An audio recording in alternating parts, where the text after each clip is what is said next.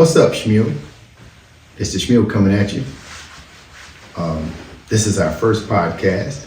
We've been doing YouTube videos for probably a year or so, maybe 2 years. They've been quite random as we've been working on our farm, first generation farm, clearing land, catching hell, making a lot of mistakes, but learning and living as a family. This might sound odd or may seem like something that you may be up to.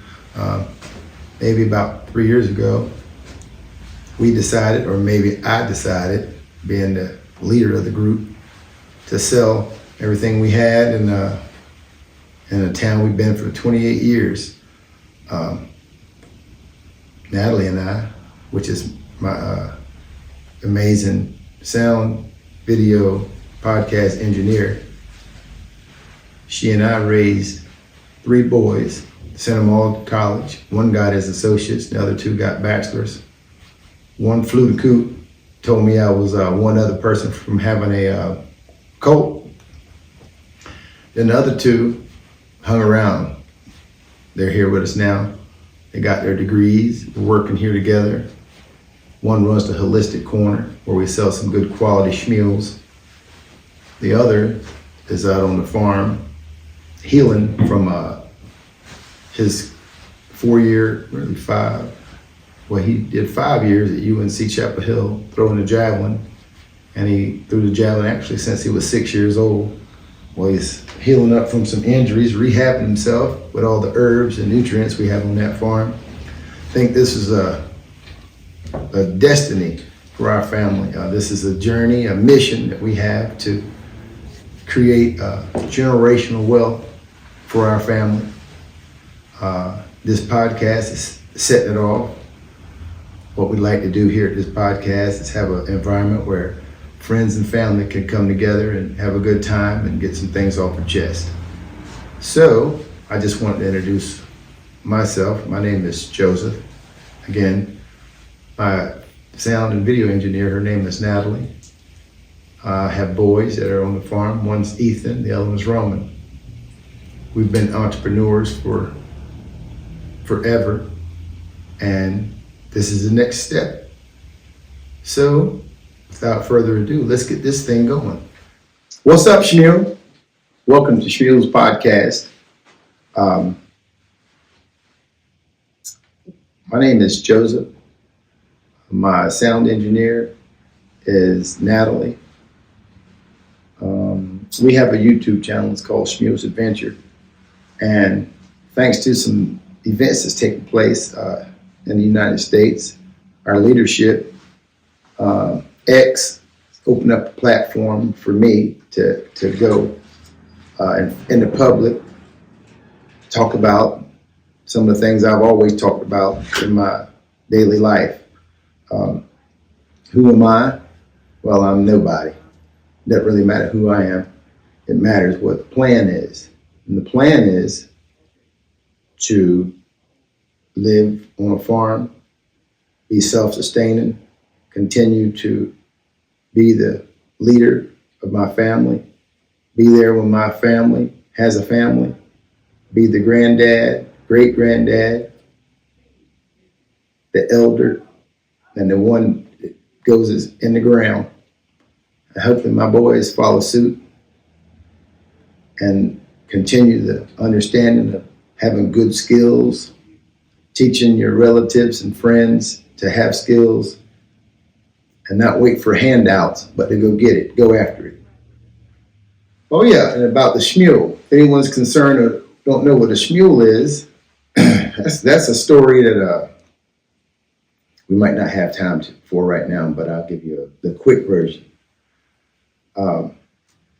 You ever seen anyone or been in a community and I don't know who sets the standard or who sets these words and puts them in motion, but you see one another, you say, "What's up, cuz? What's up, homie? What's up, my friend? What's up, Ock? What's up, Yodel?" All these little nicknames have some backstories to them. And "What's up, Shmule?" is something that we say to one another in a town that I'm from, Lake Walkmore. It's a small Native American community where everybody's friends and family. It's changed over the years with the introduction of some wonderful things that the United States has put out there, like some prescription pharmaceuticals and some cocaine. A little bit of liquor was always there, old firewater. It's changed the whole dynamic of, I think, not just where I'm from, but maybe where you're from. Well, out of the ashes and the rubble sometimes emerges people that want to make a difference. I'm not saying it's me, but I have a voice that I want to start. I've always expressed myself. I've always not held my tongue. I've always spoke my mind. And it's put me in situations a lot of times where being self-employed worked best. I just don't want to disrupt the flow of this country and America. I want to do my part, and this is a small piece of it. So a Shmule is someone who's taken, made a decision to stand up for what they believe in. And even though I'm not a NFL football player or NBA player or one of those folks that most young folks look up to, like Beyonce's and Jay-Z's, which I don't say anything negative about those folks, but because they've taken a direction that gave them a platform where they've celebrated as, hey, that's the role model to look up to. Well, that's just not that's not the direction that I've gone. I've put myself in positions to avoid such situations by not holding my tongue. Anyone who's outspoken, you probably know what I mean. Some may say it's self-sabotage. Others may say it's self-preservation. Nevertheless, thanks to 2025 and the platforms that are out here now, like platforms from our brother Elon, our president, Uncle Trump, all these folks have made it possible that we don't have to hold our tongue. And when you don't hold your tongue, as I don't, you're no longer prosecuted or persecuted. You can thrive and move forward. I've yet to see that happen. This is my first time going full throttle, unadulterated, uncensored, on a public platform. I've done it everywhere I've gone, and believe you me, it's cost dearly. I can only imagine that's what's happened to some of our leaders. But thank goodness, out of the ashes, we had a leader come up with a mouth that's uncensored, and he's used that money he's earned to keep himself relevant and to be heard. Now that he's the president, he set the stage for folks like me to start a podcast. So here we go. Welcome to Shmules Adventure. So I'm going to have some guests here, and we're going to talk about topics that matter to everyday folks. Namely, our first guest, his name is a good friend of mine, his name is Ron. I like to call Ron the Black Lance Armstrong because he's just, he's one of those athletes that you don't find every day that's not somewhere like in a pro environment. Having said that, we'd like to talk about his journey with his exercise and his eating habits. And on another note that may resonate with a lot of us, we're going to talk about family loss due to bad eating habits and lack of exercise. I hope you guys stay tuned, tune in, and don't turn away. And we ask you to like and subscribe so we can continue to offer more and more podcasts. And in the end, if you find some topics or some questions that you'd like us to cover, please comment below. It'd be really helpful for us moving forward, okay? With no further ado, let's introduce Ron. What's up, Shmule? What's going on, Shmule? Shine time. Yeah, I can't call it. Today's, we decided to go from our YouTube channel and start a podcast. And I've been thinking about doing this podcast for quite a while. And I'm like, who's going to be my first guest? Well, I thought about somebody that's been a friend of mine for 20 plus years. We've gone through some ups and downs, some highs and lows. No matter what it was, we still wind up being friends, and like the old way. That's right. Deal with your issues and keep it pushing. Anyway, I'm going to introduce him now. His name is Ron L. Kearney. AKA Hardknocker 505. I'm glad to be here. Glad to be a guest of the first podcast shine. Sure. On time. Well, what we're going to really talk about today is we want to have a somewhat of a serious podcast just to open up the floor to who we are and what we represent, and that's food, health, and the lack thereof, and what it's doing to our friends and family and people. One thing I can say about Ron, I always refer to him as the Black Lance Armstrong. He started. I got into some athletic sports with him, cycling, where I was really in love with. Cycling was like an addiction, but he'd been cycling for a while, and when we go out riding, they would leave me. As soon as they said go, I'd see those guys for about 30 seconds, and that was it. Now, when Ron was riding with just a casual ride, I mean, he was right there beside me and encouraged me, pushed me up the hills, and I rode for a long time. But something about that cycling, I just could not keep it up. Ron, how have you managed to be cycling for so long and so hard? Tell me. Man, trying to stay healthy. I got between uncles and aunts, it's 11 of them, and only 3 left in the family. Everybody, diabetes, high blood pressure, cancer have took them out. Straight to my mom.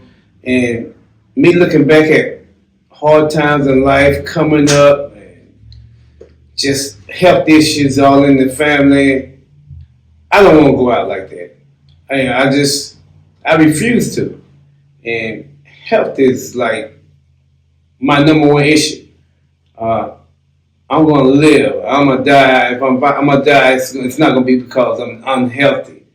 And when I got into cycling, I did kickboxing. We did, and I come from a family of a history of sports. Everybody loves sports, but eating healthy is one of the things we didn't come up doing. Soul food, I can't tell you, it's not good for you. And it's unhealthy, and that's how I came up. We came up high on the hog, raised on the farm, eating red meat, pork. That's the stuff that we weren't taught. I wasn't taught that coming up. I noticed when I was coming up, man, I had headaches every other day, migraines, and just constantly up until all the way through high school. Even though I was an athletic guy, I did wrestling, basketball, football, just play. But that headache just would stay there every week, every day, maybe every other day. And it was painful. And the older you get, the more you learn. And I never became a Muslim, but when I started studying Muslim, they taught me how to eat to live. And when I got off that red meat and pork, the headaches went away. I started feeling better. And when I moved to Raleigh back in '88, I got into cycling. Well, not cycling, I got into kickbox. I did that. After that got, played out, I got into cycling, and I think that was my key issue. That was my key point. When I got into cycling, they always told me, you listen to all the other people, the Caucasian guys, like the doctors, like, hey, when you cycle, you add 10 years more to your life. So I took that to heart. And when I got into it, it just made me feel a lot better. And I tried to feed it to the family, tried to get all my friends into cycling, that I could. And I feel better. I feel like I'm in my 30s. I can do what I do. I can do what I did when I was in my 30s. So when I was in my 30s, I never ran over 5 miles. I do 3 miles. Even when I was kickboxing, training, I do 3 miles, that was it. I ain't doing no more. Now I can run 5 to 10 miles, no problem, and I'm 58 years old, so well, hey, let me ask you a question, Ron. Talk to me. It blows my mind that you have that mindset because I know you. I know what type of athlete you are, and I know what type of determination you have. That's right. And I've met a lot of brothers like that honestly speaking, had the stage been right and everything been fair, they would have went pro. To my understanding, you have a cousin that is in the NFL, actually was in the NFL and played longer than pretty much any athlete that was out there. That's right. Your cousin was Jules Peppers, Hall of Famer. One of the best defenses in, man. Unstoppable, great guy, huge. Like I said, my brother could have been there. Other things in the past, like went down the wrong path, and he could have been right behind. He could have actually been the first pro. We had some good athletic family members. Yeah. It just some made it, some didn't. Well, let's keep it real. A lot of minorities, a lot of people, but I'm speaking about minorities right now. A lot of us have the potential to go pro. And in school, if they go to college, that's something that their mind is fixated on. And when it doesn't work out, sometime after, they still might go to some, after leagues or overseas trying to play ball. But if it doesn't work out, they seem to fall into a spiral of depression. And, when I look at my family, I see when we were young and had these opportunities, nobody was interested in doing anything that would diminish that opportunity. They weren't, eating is one thing, but along the way, when they don't make it, the world's measure stick of success, like when you watch television, you see the superstars and their point of view of success, or these athletes, they have a personality, and everyone tries to measure up to that. And when they can't, they tend to fall into the smoking of the marijuanas and smoking of back then it was cigarettes, but now they have this vape going on. And a lot of people get into these things, and it tends to take that drive away. Now, talking to you, I can tell there's some drive in you that none of that stuff can take away. And I just wonder, how is it that people that are that we know associate with us don't see that drive, and how they can just go the wrong direction? And what is it we can do to uplift them and get them back on track? I mean, it's an environment control. I mean, you have a lot of people this, what you call, I call them followers. Mm-hmm. They don't know how to take control on their own. My brother fell in that category, and that's why he didn't make it to pro, because he was a follower. To me, he was a follower. So he went down the wrong path, man. If we can get into the guys and to the kids' head today and lead them, I guess he had to teach them how to be, I guess, a strong person to go down the straight path for their own and not be following no one else, because they see a friend, see 2 or 3 friends that's smoking, they think it's cool, they want to smoke.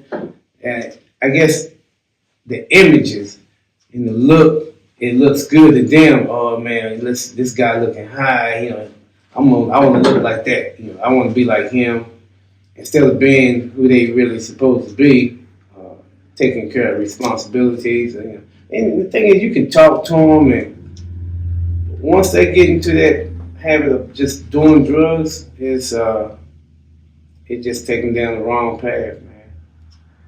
Yeah, well, it's really difficult.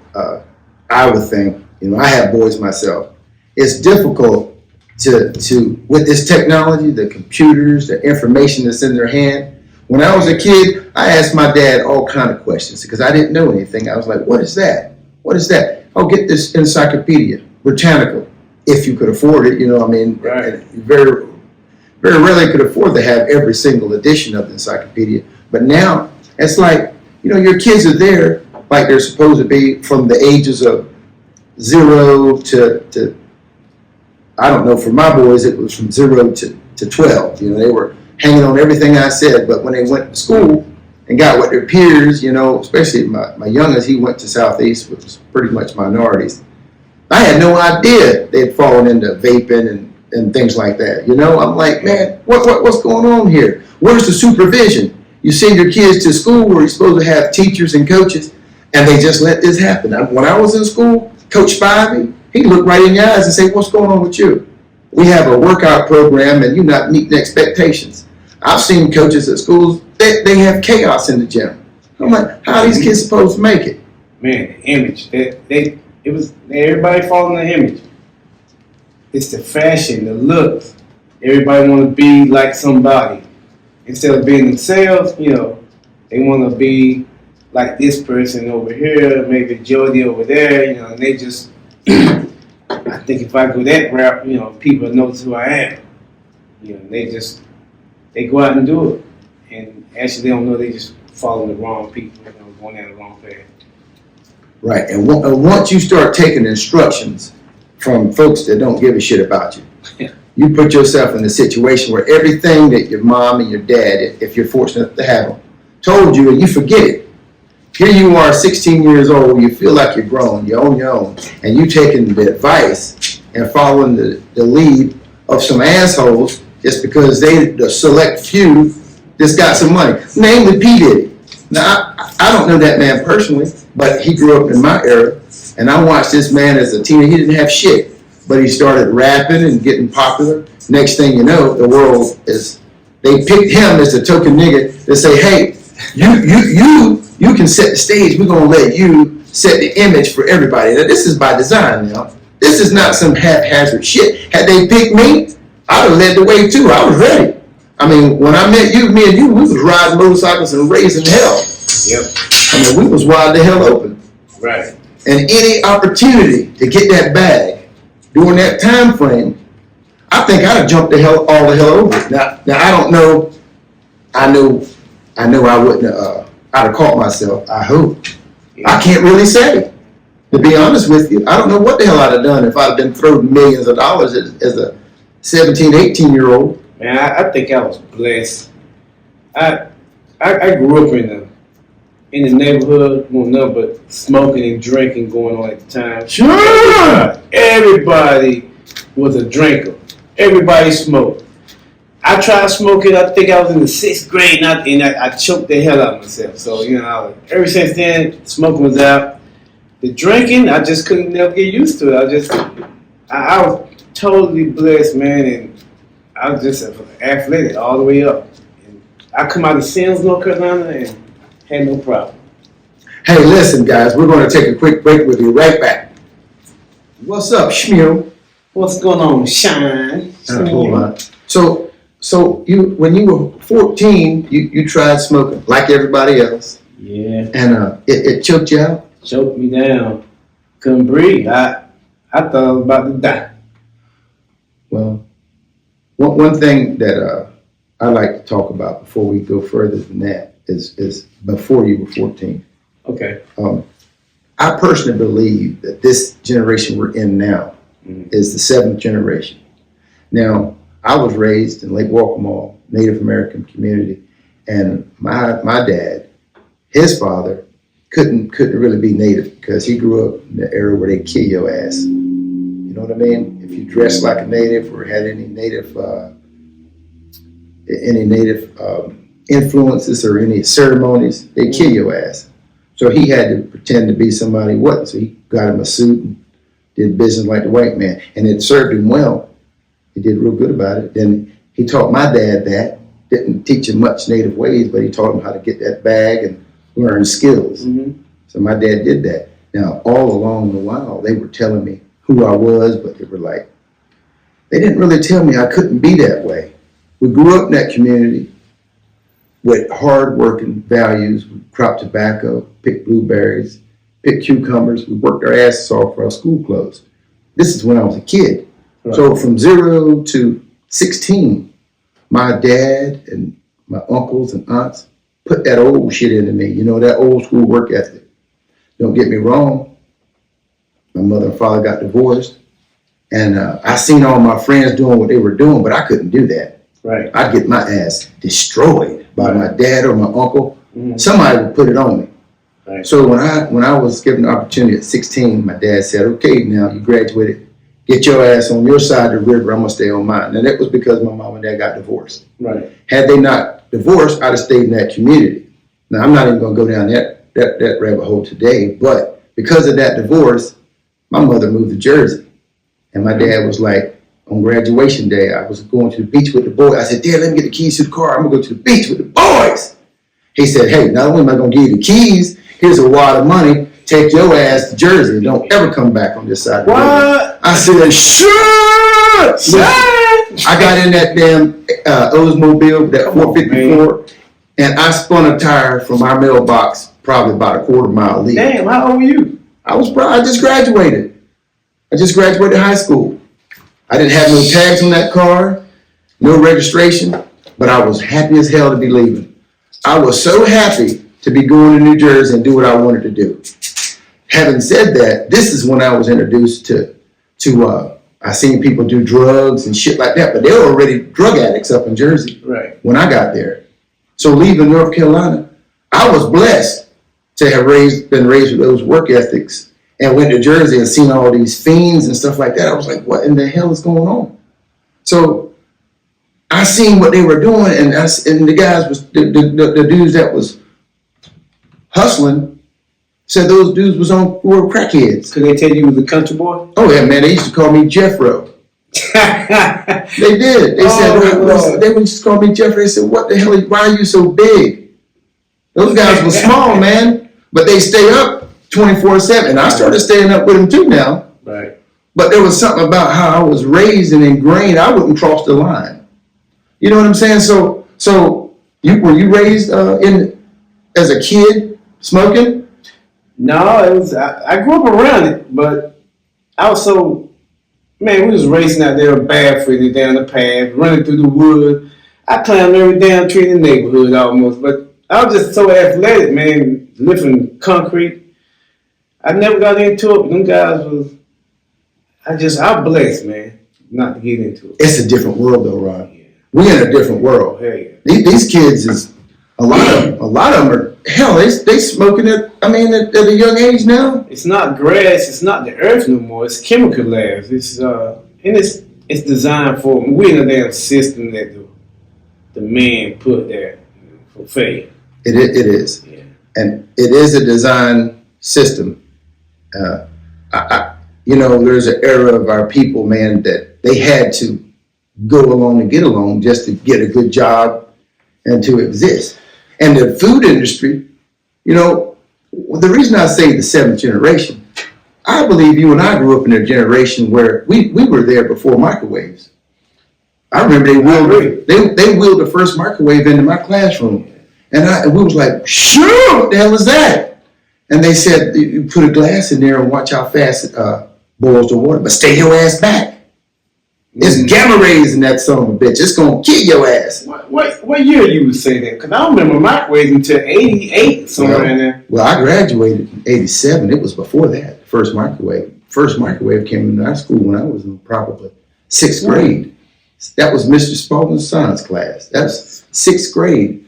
And that was probably the early 80s when that microwave came in there. So they said, this microwave here, we believe that the radiation that's heating up that water will get on your ass. So you need to stand back at least 3 feet from that damn microwave. We all was like, damn. So they said, touch the glass. And it wasn't hot. We was like, how the hell do you make that water hot so fast? You know what I'm saying? Without the glass getting hot. Yeah. They said because the radiation heats it up from the inside. And they said, and if you get too close to it, it'll heat your ass up. Mm-hmm. So that generation warned us about those microwaves. But the convenience, and I guess the wives bitching at the husbands for having to cook over that damn stove, and the trickery of the advertising, they said they refined the microwave and they brought it into the house. Right. Next thing you know, everybody's using it. Now, we didn't use it. I lived in Lake Walkermore, but we didn't have no damn microwaves. I remember in my early days, like I said, I wasn't introduced to around 88. I didn't grow up in a microwave. Straight stove. Straight stove. Yes, sir. Well, but and this has a lot to do with a person's personality and what they accept. When you were raised in an era where that stuff was, and then people talk about it. Yeah. And as things came out, like cigarettes. Now, I can't front on the cigarettes. They were already smoked when I was a kid. Yeah. It was the impression that my mother used to tell me, light her a cigarette or open her a beer. Because, you know, I grew up in the era where you could drink and drive. Yeah. So she'd say, pop a top and light me a cigarette. I'd take a puff of it. But my dad was like, if he found out, he'd smack it out of my damn hand. Right. But they didn't stay together long. You know, they divorced when I was young. So cigarettes and drinking a beer wasn't no big deal for me because my mom was always drinking and introduced it to me. So I never gave a shit about it. You know what I'm saying?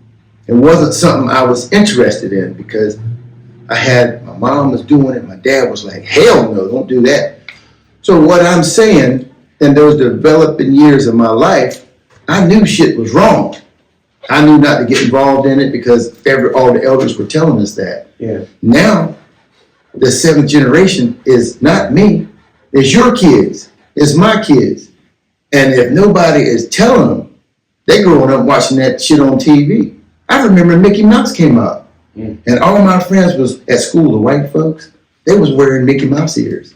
I said, damn, I want me some Mickey Mouse ears. Yeah. I said, Dad, I need me some damn Mickey Mouse ears. My dad said, shit, I'm not getting you none of that bullshit. I said, why not, Dad? I want to be a damn Mouseketeer. He said, because that shit's evil. I said, no way, Daddy. That shit ain't evil. He said, bullshit. I said, what's evil about Mickey Mouse? He said, what in the hell? You ever seen a mouse talk, cuz? I said, what do you mean? And then we was watching some cartoons with Mickey Mouse taking his dick and making Swiss cheese. He said, look at that, Randolph. He said, Mickey Mouse is using this damn unit, we called it a cod back then, and making Swiss cheese. He told me that at a young, and I watched it. I said, what? Now see, the thing was, my father's father left when he was 13 with a handkerchief and on a stick with a few clothes in it. Went out and got into the sawmill business. Came back with a new. Sorry. Damn! He came back with a new attitude. He left. Came back with that can-do attitude, and because he had that can-do attitude, he rode hard in Lake Waccamaw, bro. He sawmilled everybody's trees. They gave him land. Next thing you know, he owned 2,000 acres. That's the type of dude he was. My dad was just like that. And then he got hooked up with a company called General Electric. And because he worked there and I was in Lake Waccamaw, I seen shit from a different angle. You know, my dad made the first computer that we ever saw out at GE. And by him making it, he told me about it. He said, this son of a bitch right here, it's got microbibbits and microtrons that's got information to send you false information. He said, this bitch is going to be the end of the world. It's a LAR. And I said, sure, what in the hell? Are you serious? So as a kid, we were being warned. My family, we were being warned. Right. And as a result, I was a weird dude everywhere I went. Why you say weird dude? Well, because I knew better. When people was watching those cartoons and everything, I'd say, man, that shit's bad. Nobody believed it. They didn't see it that way, but I did. So I was that dude that was always talking. They say he was talking shit. Why are you always talking shit? I said, how's it shit, bro? Did you ever see the cartoons with Mickey Mouse and them boys? How racist I used to love. I didn't notice it. I used to love it. I want to be the damn Speedy. Speedy was what is it? Speedy Gonzalez? Yeah. We found it. What? That's the grandma. Beep. Yeah, God. You tell me shit. I get out there running in the damn dirt my foot. Bad for them rocks. Sure. Water. Hell yeah. Mind manipulation has begun. That's when the mind manipulation began. I lost you, huh? And a lot, no, because you had something in you from genetics that your friends didn't. That's what happened. Yeah, you was lost. Your mentality was thrown off, but you had a gene in you that they didn't have. That's why Julius went to the fucking NFL, because it was in you. Some people are chosen, Bo, to not become part of this bullshit. Yep. Even though, okay, we'll take a break. Hey, listen, my engineer's telling us to take a break. We must have done something wrong. Damn, we'll be right back. Hey, what? Man, Walt Disney was a fucking demon, man. Welcome to Shmules. What's up, Shmule? Shine time. So we was just talking about something crazy. What the hell was we talking about, man? Man, we was talking. You said something about your dad, and how strong he was, and And he come back with a lot of cash or something like that? No, that was my granddad. Your granddad? Yeah, my granddad left when he was 13. Mm-hmm. And went somewhere and got some skills on running a sawmill. Came back to Lake Walkmore with that mindset and rolled. Is that why you got a sawmill? That's funny, isn't it? I got a sawmill. Must be in the damn blood. But anyway, what I was saying was, I believe we was raised with a work ethic.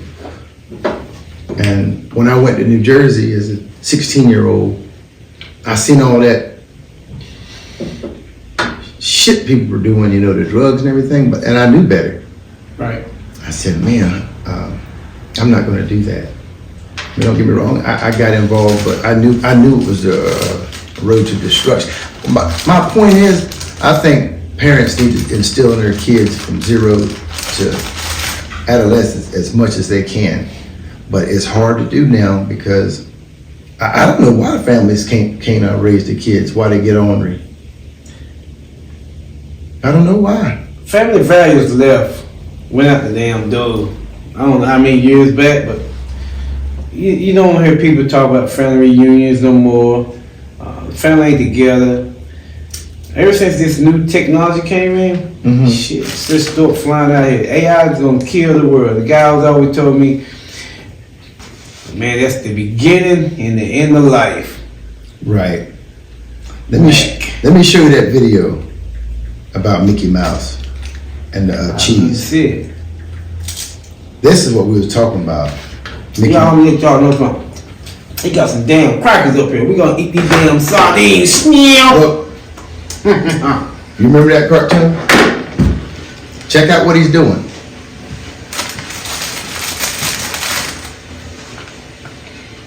My dad grew up, he didn't have no damn TV. So when that stuff came out, he noticed that type of shit. And he told me all about that. He worked at GE, he was working on new technology. We always had the latest and greatest shit. So my dad warned me about all these things, which made Joseph a weird guy everywhere I went, because the shit that they was doing, I knew better. I said, that's some wicked shit y'all doing. Hell, what you talking about? What was he doing? Who? Oh, cut that damn thing off. What was Mickey Mouse doing? Yeah. Making Swiss cheese with his damn unit.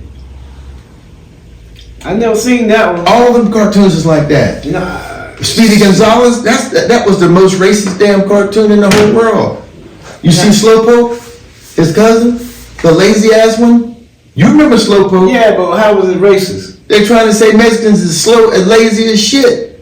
Remember the blacks in the cartoons when they had them with the big ass lips? Yeah. That's the Mickey Mouse and the cheese. You saw it, right? Yeah. Look what he's doing. Look how he's making the Swiss cheese. You see his unit? Oh my goodness.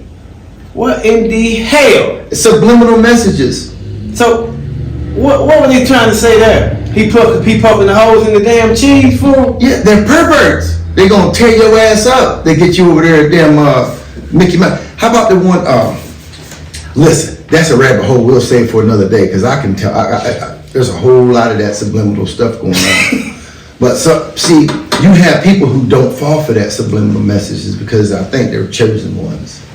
You know, they do get caught up in some. Either you chosen and you stay to the game, or you get selfish and just take care of your damn self. Nevertheless, let's get back on topic so we can finish this damn thing up. Shit. So even now with the kids watching these rappers, man, there's this one rapper. I forget his damn name. These guys rap about doing drugs. They said that black? Who you talking about? The only thing I trust is these drugs. What the hell, man? You got your kids watching that shit? You know, and they not only do they do the drugs and smoke it, they want somebody to see them do it. I'm gonna smoke this weed and video it. Nigga, you getting kicked out of school. I mean, the white man don't let his little kids see that. Come on, man. Huh? Come on, man. The Caucasian people don't let them kids see that. Well, why do we?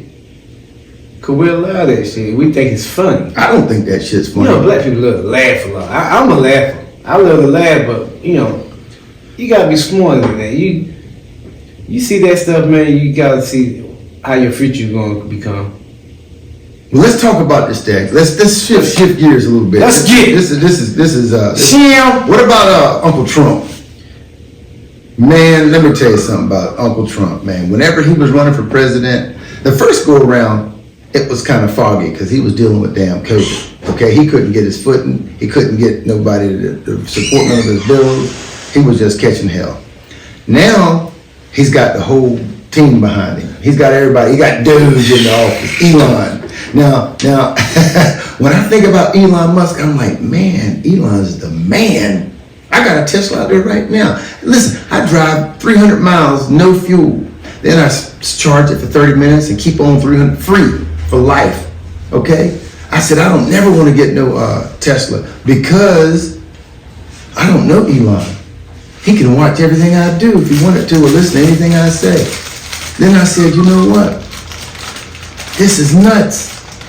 And then Donald Trump gets in the office and he's on the he's on Warpath. Hey. He's on the damn warpath. Hey, and Trump, man. Ever since he been in damn office, everything been a shit show. Shit show. From weather, the storms, earth burning like hell, and the damn Republican Party going crazy. Which one of these stories? They fight. We got. Hey, I don't mind. This one. These here Hey. got hot sauce. And this Y'all one, don't know about this damn. This Hey. is what you call survival skills here. Hey, let me tell you about these sardines. I eat these.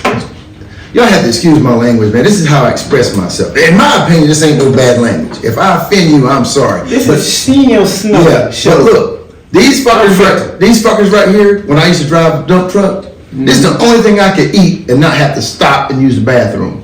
You know, you get paid to drive. So I said, I'm gonna eat me some sardine, and they fill me up.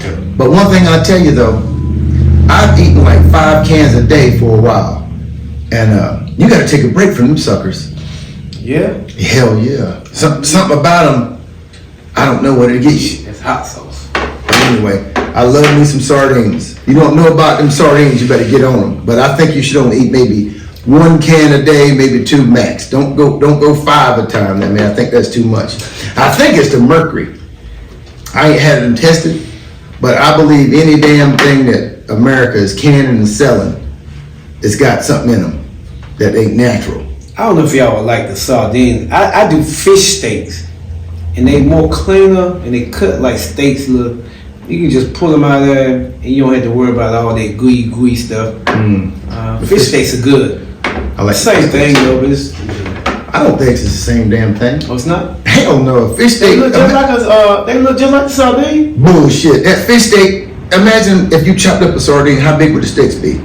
They small. They all small. Yeah, but them fish steaks is about that big around, ain't they? Nah. They're little? Yeah, they small. Like they cut a sardine in half? Yeah, they chop little sardines. Like 1, 2, 3, 4, Sure. 5, and they flip it over and they just set them in it. I just cussed my son out for bringing me some fish steaks when I What? told him to get me some sardines. You I said, ain't never tested? I said, It I, tastes didn't, I, just said like the I said, sardine. stop and get me some damn sardines with Louisiana hot sauce, and he brought me some fish steaks. I threw them some bitches out. Damn. I said, All they done was clean them for you. really? Yep. I'm gonna go get them damn things. But anyway, Donald Trump, in my opinion, I've not watched politics and paid close attention to politics as much in my whole life as I do now. In my opinion, Donald Trump is draining the swamp and opening the floodgates for this shit to bust loose. It's, in my opinion, it's like the government's a Ferrari and Donald Trump's behind the wheel and he's gonna blow that bitch up. You think he racist? What? You think Donald Trump racist? Hell no. Is he a racist man? Listen, believe it or not, I've known Donald Trump because I stayed in New Jersey for a long time. I've known him since I was a kid, man, when he was running Atlantic City, Trump Tower. And I always paid attention to it. What made me watch him real close one time, there was a lottery. It was like the biggest lottery in the 90s. Biggest lottery. And Donald Trump had a whole bunch of accountants working on trying to bust the code. And I really paid attention to that guy at that point. And I noticed every move he made, I never in my life seen him do anything racist. However, I've seen him endorsed by racists. I said, them damn Nazis love him.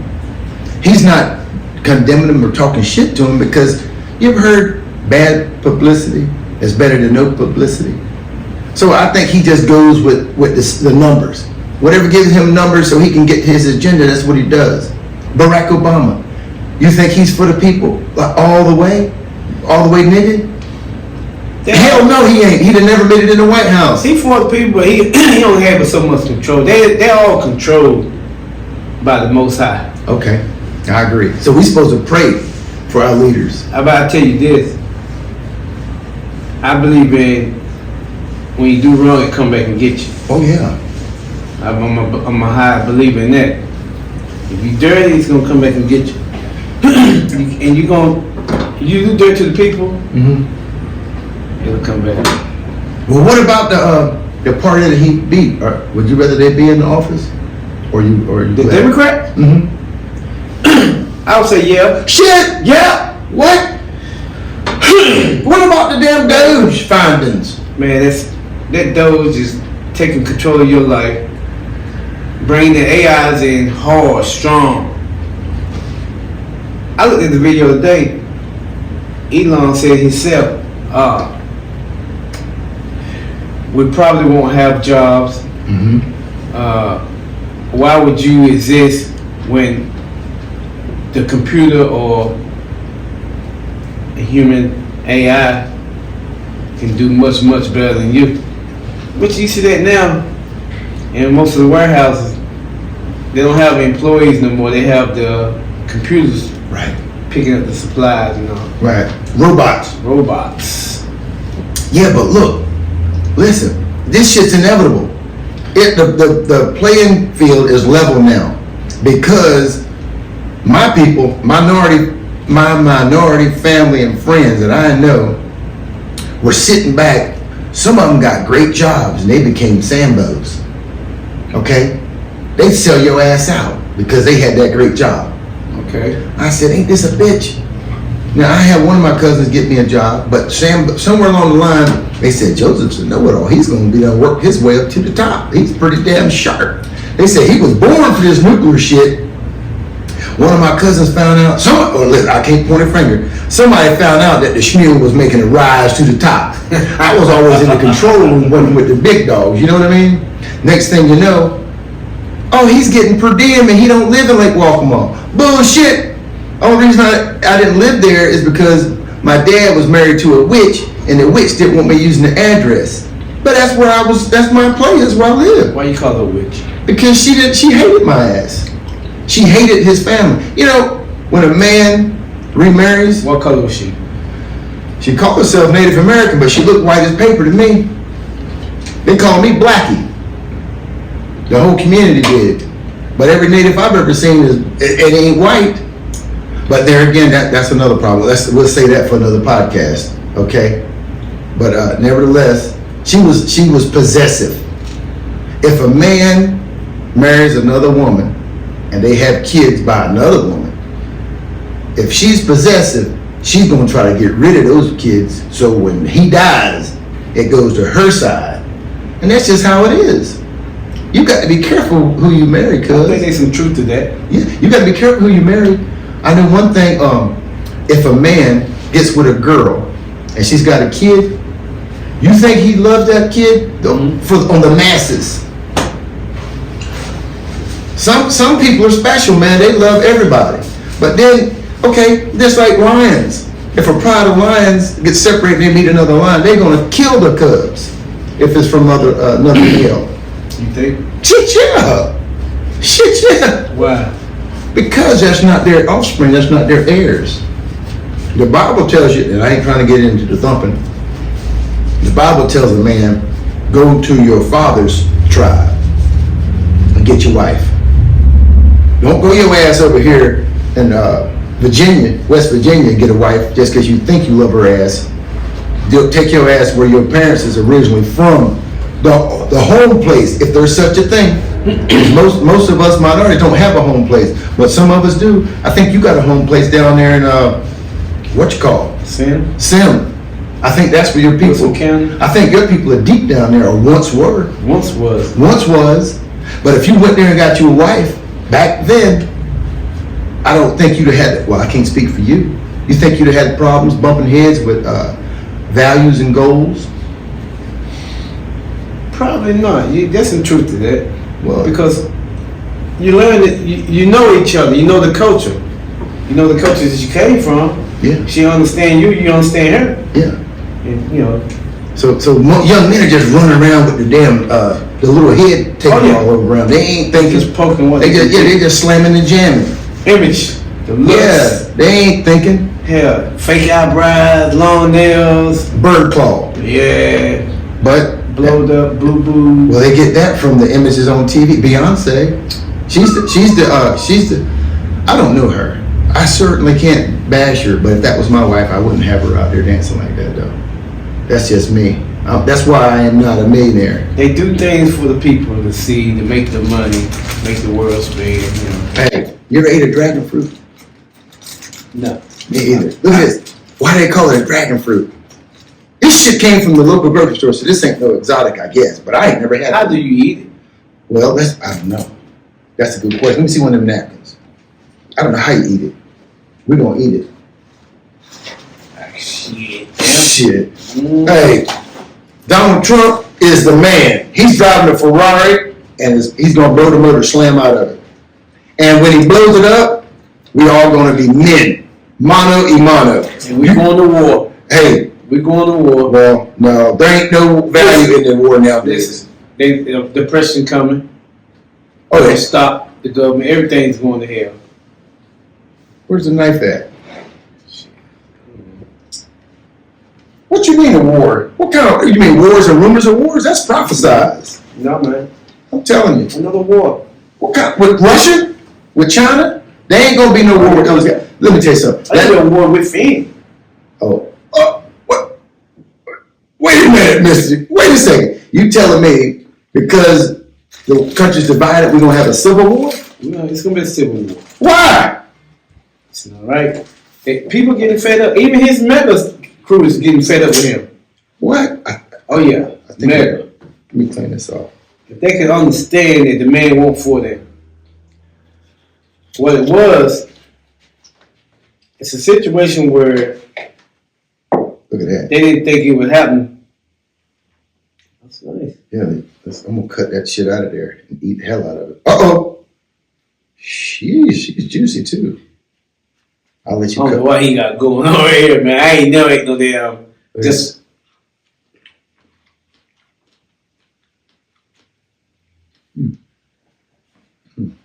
Want some? What did I do? huh? You want some? What the hell did I do? Hell no, I gotta do some research on that. I ain't think about eating like that. But how the hell else? What you supposed to do? I thought you take it and you mix it in your food or something. I don't make a damn salad with it. Man, that's the fruit. This is this is the thing. If God made it, eat it. If man made it, run away. Did it? If God made it, have That shit come from China. Sure, China. It don't grow at the damn house. You can't grow this. I've never seen one grow around here either. Has anybody ever had any dragon fruit? It don't have no flavor. It's bland, like damn diabetes food. Hey, I'm gonna stick to the old Chinese. Damn sardine. I know y'all don't eat sardine either, but it's what you call a survival kit. I like a sardine. Shit. So you think we're gonna go to war with somebody? No way. Right now we've evolved too far along to go to war. The reason Ukraine and Russia is going to war is because Russia wants that land. You know what I mean? It was once their territory, You got USSR. Turkey, you got France, Spain, all of them is backing. Ukraine. That's right. They're backing. So they backing them so we can make him a deal. We're gonna make a fuck. The Republican Party Uh-huh.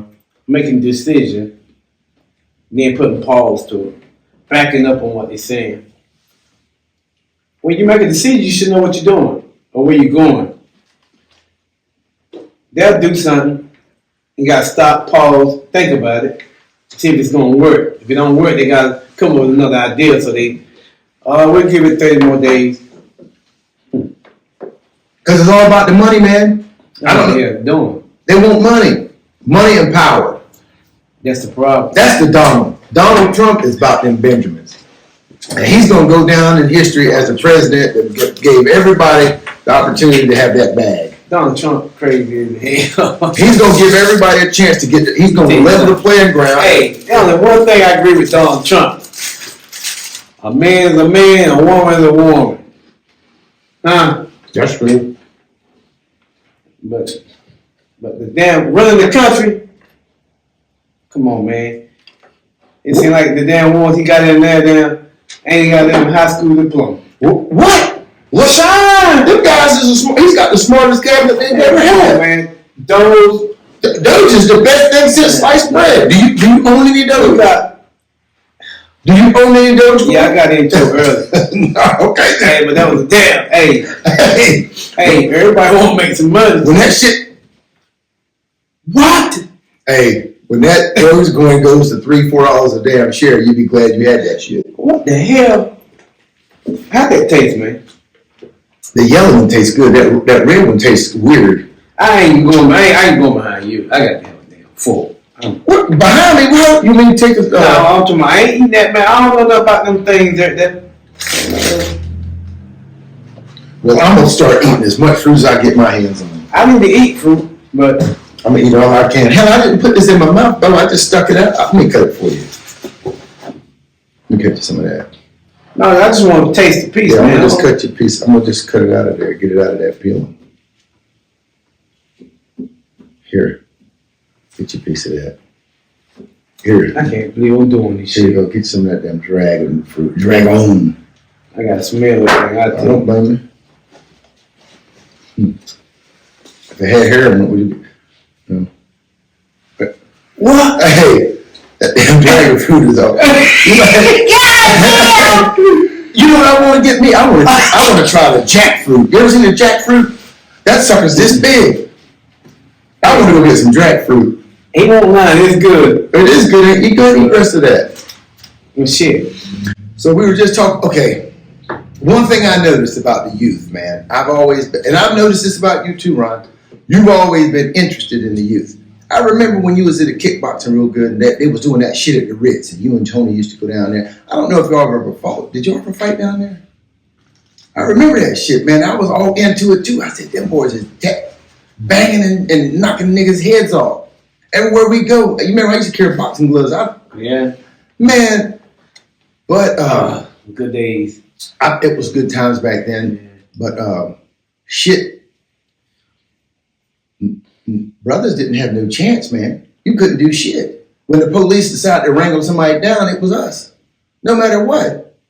And for me, I said, you can't do shit. I had no problem with it, man. That's because you kept a job.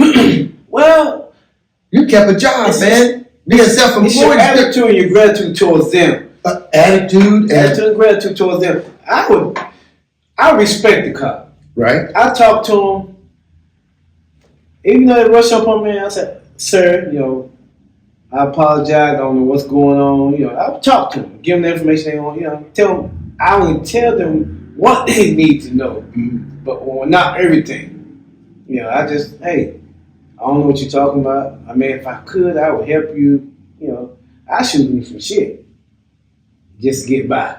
Well, I can understand that, but here's the mentality that most of us have. When you look at roots, right? Right. The history of a slave, you traveling from one plantation to the next. If they catch your ass out the plantation, they want to see your papers. Where's your travel papers, nigga? And if you didn't have it, they whip your ass, kill your ass, or whatever, or keep your ass, right? So you had to show your travel papers. So we don't have control over, when you go out to dinner, right? Mm-hmm. And you paying big money, don't you want good service? Yeah. I mean, where else can you get good service if it ain't out to eat when you're paying? So you want good service, right? Right. So when you're traveling in your car that you paid for on that road that you paying fuel for, minding your own damn business, and somebody pulls your ass over just because your ass is the profiled one, and the first thing they say, give me your driver's license. Don't you want to know what in the hell for? I mean, how you gonna just make me hand it over? Don't get me wrong. Listen, me and my son was coming from damn California, ride through Oklahoma City, in an area that's known to be drug traffickers. We didn't know that. We just having a road trip. We just left the damn reindeer park, me and my son. Remember? They pulled us over and said, I said, what'd you pull me over for? He said, you touched that lane. I said, you got to be shitting me. What lane? He said, you stabbed the lane. I said, man, he said, give me your driver's license. I said, for what? He said, I ain't gonna tell you again. I said, what are stabbing lanes? He said, I'm not gonna tell. I said, listen, man, I need a supervisor. I don't want to talk to you. Can I ask you a question? Yes. That's the problem. Like, I see a lot of like cop shows and people don't want to give them the license. Why? I mean, why you just? What's wrong with just handing the cop your license? That's a good point. But what I just told you was, minorities had to show papers for traveling from one reservation to the next. You a grown man. You almost 45, 50 years old. You ain't done shit wrong. This young cop pulls you over. He ain't nice to you. He says, give me your drive. I'll tell you what I have learned. When they beat my son's ass on the side of Highway 40 in Oklahoma, stripped my car down on all door panels, and still took us to jail. From now on, when they ask me for a damn driver's license, I'm gonna give it to them. Here you go, right out the gate. Because they could have killed my son.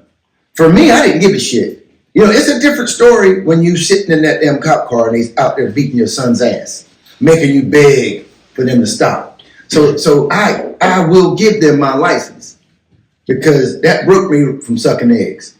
Now, as an individual, just me growing up with that treatment all the time, you know, I pick my battles and I don't mind battling on the side of the road. But now that I see him killing everybody, and now that Uncle Trump's in the office, believe you me, they will blow your head they will blow your head off quick because they can get away with it. Because they can. No immunity, walk free. Yeah, but no court. But you got to understand why the brothers don't want to do it though, right? Especially the ones who grew up in the hood, they ain't got shit. Can't they drive? You remember when I was trucking? Yeah. I go through Maryland, Virginia all the time, get pulled over, come up beside the truck. What the hell is your problem? You swerving all over the damn road. Get your ass out. I mean, treat me like I was a damn prison. The cop? Cop. State trooper. Get in front of the truck. Stand still. Stand straight up. Where your license? Give him a license. Where your bills at? Where you going? What I'm trying to say is, I cooperate with them, give them what they wanted, tell them what they need to know. They go check me out. If you clean, they come back different. The lady came back, lady state trooper, and cursed me out. She said, "Did you know your damn license is suspended from New York?" I said, "No, ma'am." Right. You know what she told me? Took your ass to jail. Nope. Cuffed and stuffed you. Nope. She said, I'm calling backup. She told me, she said, it went from night to day. She said, I'm going to take you back to the station. Oh, shit. We're going to call Jersey. We're going to call New York. You're going to pay the ticket, and I'm going to bring you back to your truck. We done that. Came back. On the way back to my truck, she was talking about how's North Carolina, how's the farm, the houses, and all that stuff down there. She was just nice as hell. The same thing happened in Pennsylvania with another state trooper. So what I'm trying to say is, I don't argue with they want to take you out your character. They want to get you riled up where you can start arguing with them back. They want you to fight. Right. So they have a reason to take your ass downtown or to take you and beat you. Well, hey, it's nice to hear your explanation of how you can get along with them. You might not. Some of you win, some of you. All mine are bad. I just won, man. There was one guy that wrote me some. He wrote me about 4 or 5 tickets in Maryland. I went to court. Mm-hmm. Judge threw them all out. Well, that's the thing we need to learn. that side of the road, those cops go through hell. And I sound like I'm big flip-flopping, but once they whooped my son's ass, I had to flip-flop because they could have. When we started researching that particular area, Oklahoma, they've known to shoot the hell out of people right there. And they could have killed our asses, could have killed my son. And I said, I'm going to pick my battles, man. I quit feuding with the police. Now, I am disgruntled because I grew up in the. Were you in New Jersey in the 80s? When Vice was coming through, they had, I don't know which one it is, I think it was Biden that made this, they had this policy that if they saw more than 2 black people standing beside the road, standing on the corner, they pull up with Vice loaded deep and everybody would holler, Vice! They pull your pants down to your ankles and check your pockets and leave your ass sitting right there with your pants to your ankles in front of everybody. They pull your ass over the middle of the street, rip your seats out and leave your seats beside the road. Remember that? They just, I remember that. They'd stop, frisk your ass, and just leave you. In '88, LL Cool J came out with a song about New Jersey Turnpike cops. So that's where I grew up at. I mean, I grew up in North Carolina. So I had it was a strange mentality that I had, you know, seeing all this type of shit. So I did become disgruntled. Everywhere I went, I was always outspoken. And I try to speak with the same authority I'm spoken to with. If that man can talk to me like that, I can speak my piece. But you can't. You know, when the police, young men, if y'all watching this podcast, if the police pull you over beside the damn road, you by your damn self, and he's armed and you ain't. Even if you are armed, leave your shit in the car, put your hands up and say, sir, I have a gun in here. Should you do that?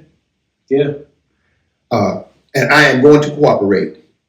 Here's my driver's license, my registration. Give it to him because he's scared as shit. He's got a job to do and he just wants to get home to his kids. And I believe they're trained. That training is old school training, man. They need to redo the training about. Yeah. But until they do that, you don't die over a damn driver's license. Show them that driver's license. And if they give you a ticket, don't say shit. Go to court. And don't go to court thinking that right and wrong is going to win. You better go to court with that bag and a lawyer. Then you fine. That's what I learned from Uncle Trump. I learned from watching Donald Trump take his money and buy his way out of everything. I said, is that how the country is? How are they going to let a felon, 32 felonies, be the president? There's no way. He was born with that money, though. That don't make a shit. It's money. Black man ain't got that money. He can get it now because the platforms are available. They've made it possible for you can. First of all, it's the attitude. It's the attitude you have to get that bag. First of all, there's no fairness. It's all about survival of the fittest. And Donald Trump has opened the door so you can see that. Elon Musk has provided a platform that I don't have to suppress with. I can say what the hell I want to say. Now, I can't go to City Hall and say, give me my damn permit, you son of a bitches. I can't do that. Just like my son one time, listen, my kindergarten son went to school with his brother. His brother was in like 4th grade. First day of school, rode the school bus. When the bus came back, my 4th grade son got off the bus crying like hell. I said, where's Rome? Where's your brother? He said, he's crying like hell, Dad. I don't know. I told the bus driver not to leave, but they left without him. I don't know where he is. This is his first day of school now. He's in the kindergarten. Now, I had just come out of the woods. I was hunting. So I had on camouflage shit. And I said, I'm going to that school. I hauled ass up to that school, went into the principal. Well, my wife had called to let him know my son's missing. So they knew I was coming. She told him I was coming. I got to the school. Everyone was in the office. And I said, where's Roman? My son called. I miss Dad. Where is he? We don't know. And I said, okay, I need you to go to this exit. I need you to go over there. I need y'all to go around the whole perimeter of the building. And where's the bus stop? And they said, you don't come in here telling us how to do our job. I said, well, if you're going to stand around and not look for my son, you tell me where the bus stop is at. I'll go my damn self. So one teacher was like, come on, I'll show you. And we started walking toward where the bus stop was at. We opened the door up, and my son came. He was with a teacher, and they brought him around. And I grabbed my son. He was crying, man. And I said, I'm getting the hell out of here. And they said, well, you need to go by the principal's office and let us figure out what the heck's going on. Now, they were rude to me now. And I said, I'm going home. Y'all done enough for today. We'll come back. You can talk to me tomorrow. So I went home. Now, before I got home good, the police came. What? Oh, yeah, the police came, and they came thick. And they said, where is Mr. Mitchell? I said, I'm Mr. Mitchell, but they was rude as hell to me. They said, what happened? I told them. My wife was like, calm down, honey. I said, why are y'all here? They said, we're here to trespass you from that school. You can't go back to that school for a year. Damn. And, you know, every year they had this like a day where they would have like a dance out at school. And I support the school, man. It broke my damn heart. How old was your son? Roman was in kindergarten. Kingo. Yeah, I think it was, what, 4? 3, 4? How old are you in kindergarten? Shit. About 5, Yeah, he was about 5. 5 or 6. My point is, the shit ain't fair. You know what all my white coworkers told me? What? They said if that would have been me, I'd have raised hell.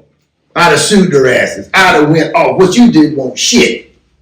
And I felt inside, I'm like, well, you know, I feel the same way. What's weird is, you know, the so-called Caucasian man, I have more in common with his ass than I do with the brothers. It's the truth. You know it to be true. You know me. Y'all used to say, Joseph, my damn white friend's more blacker than you. Yeah, you sound like a white boy on the phone. My point is, I was not raised racist. I was made racist.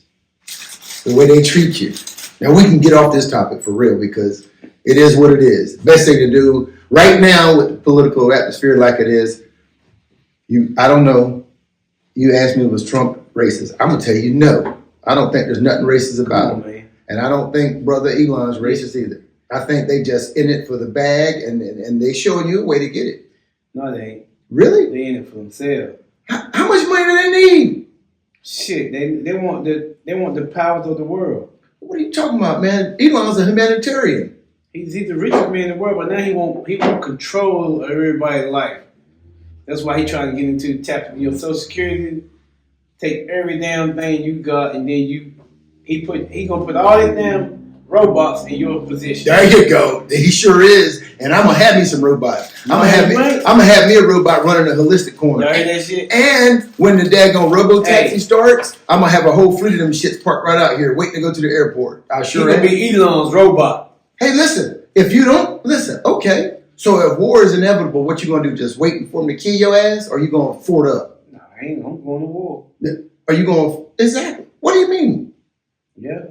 You gonna pull out some mechanized weapons? I'm gonna do something. I ain't gonna just sit around and look. Man, what you're supposed to do is get that bag and get you a flight to Mars with Elon.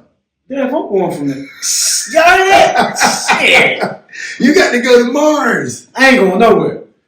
Well, me neither. That's why I bought me some land in the country and I'm building me a fort so I can live my days out there in the daggone woods.